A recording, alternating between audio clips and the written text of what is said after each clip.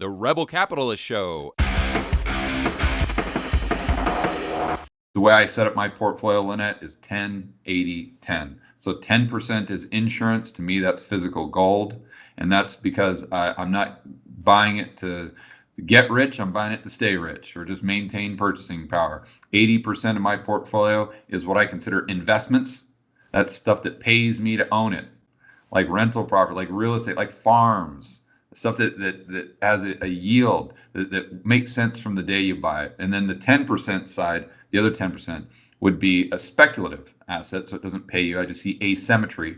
So uranium might be an example. Bitcoin would be another example. I do not see Bitcoin and gold as competing asset classes. Yeah, I don't either, really. They're just they have a completely separate function in my portfolio.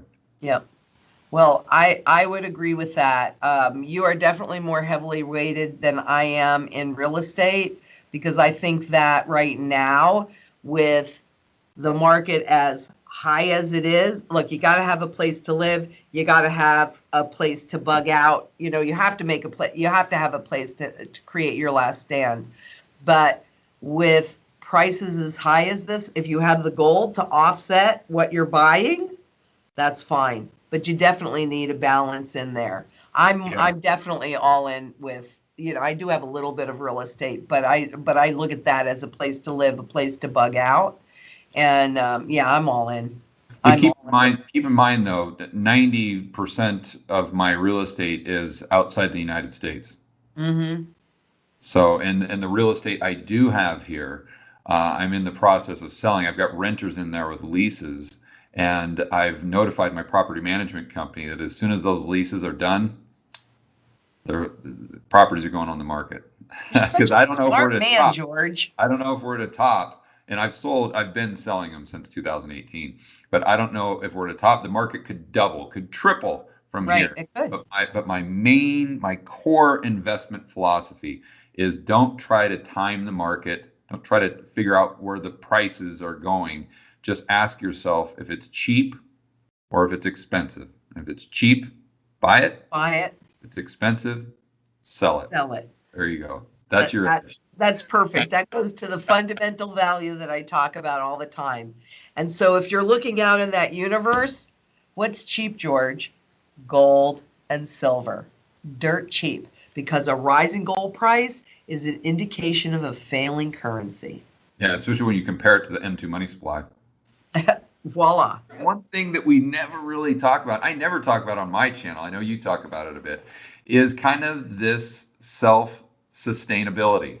Yes. And I always talk about a plan B is maybe having an RV and a diesel truck in your driveway that you can just kind of head up to the mountains if it hits the fan, or if we get some social unrest, or maybe having a second passport, or a bank account overseas, maybe a visa or something like that. Mm-hmm. But you talk about just getting a piece of property and farming, solar, wind. We've talked about properties that you might purchase that fall into that category. I've been over to your house several times, which I might add is right in the middle of Phoenix. I won't mention where, but it's in an urban area. You've got a big lot, and you grow more food there than I mean, it's like a Whole Foods times 10. I mean, she's got every single fruit tree you could possibly imagine, every vegetable. She has tilapia growing in her swimming pool that she turned into a pond. She has chickens, she has quail, she has ducks. She could feed like half of Phoenix with just her property. So explain to us kind of why you think that could be another plan B that people might want to consider. Well, really, because I feel you need to be as independent and self-sufficient as possible. That doesn't necessarily mean individual, because, you know, as you stated, people do come over here and help out, etc. So it's community as well. But that goes to everything, because food becomes the single biggest issue for most people as we go through this transition. And I think even now we see that more people are dying from starvation than they are from the coronavirus. So, you want to make sure that, and I started it because I believe my research, I wanted to feed my family, which my extended family was maybe about 20 people.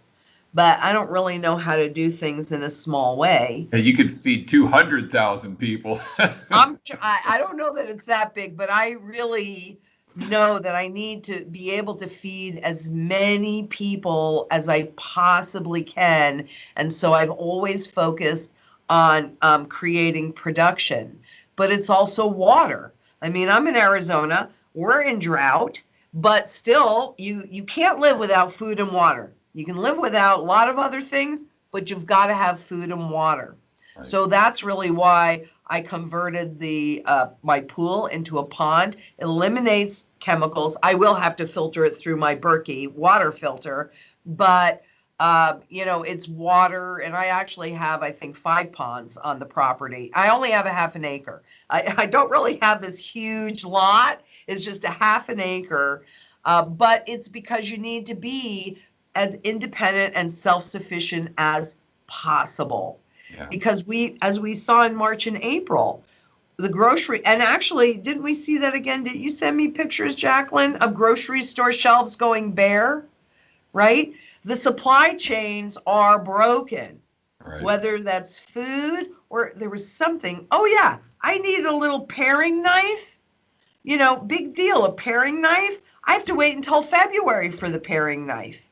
The supply chains are broken. They did not get fixed between March and now. So it should be really clear to people that they need to be able to meet their as many needs as they possibly can, or come together as a group, like you mentioned, somebody coming over and helping. Well, you come over, you help, you harvest, you know, you take home food. And if there is unrest, I mean, there are things I can control and things I can't control. Right. What I can control is showing up and doing the work. So I specifically put in what I call a food hedge around my property, so that if somebody is walking by and they're hungry, they can pick a pomegranate, they can pick a pear, they can pick some food, and I'm hoping that they'll come back the next day to get more food rather than destroying the tree that's giving them food. Yeah, but right. I mean, that I can't really control, but I can control showing up and doing that. So it's food, water, energy, security, barterability, wealth preservation, community, and shelter. Yeah. That's my mantra, because those are the things that we all need. I have a lot of medicinal plants in here to help, you know, if you get sick, because, hey, you know, if you need something, that may or may not be available to you. And right. Certainly when we're in hyperinflation, pharmacy shelves also go bare. So I have attempted to do everything that I could, and people know, you know, I'm telling everybody, look at your holes. We had a little taste of what it's going to be like in March and April. What did you hear yourself go, wow, I wish I had that, or darn it, right? Make sure that you fill those holes in. For me, it was not a big deal because of all of the food and everything. And so maybe I didn't get to eat avocados for a while. That's okay. I didn't go hungry. I had really good, fresh, nutritious food. But my hole was the bug out. That's where my hole was. I didn't have someplace off grid to go. So I've been working on getting that plugged. It's been a little challenging, but I'll get it done. I promise. I will get it done. So the last thing you need to provide for people, Lynette, is you need to plant a toilet paper tree, because that's the biggest problem people had back in March and April. Too true. Jacqueline was one of them. She called me up, freaked out because she didn't have toilet paper. And I'm like, don't worry about it. And what did I give you for a gift this year at the holidays?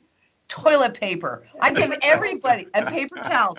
I give everybody toilet paper and paper towels and tissues and those kinds of things, because we all need them. But actually, grape leaves would work great for toilet paper. So you can plant grapes. There's your toilet paper tree.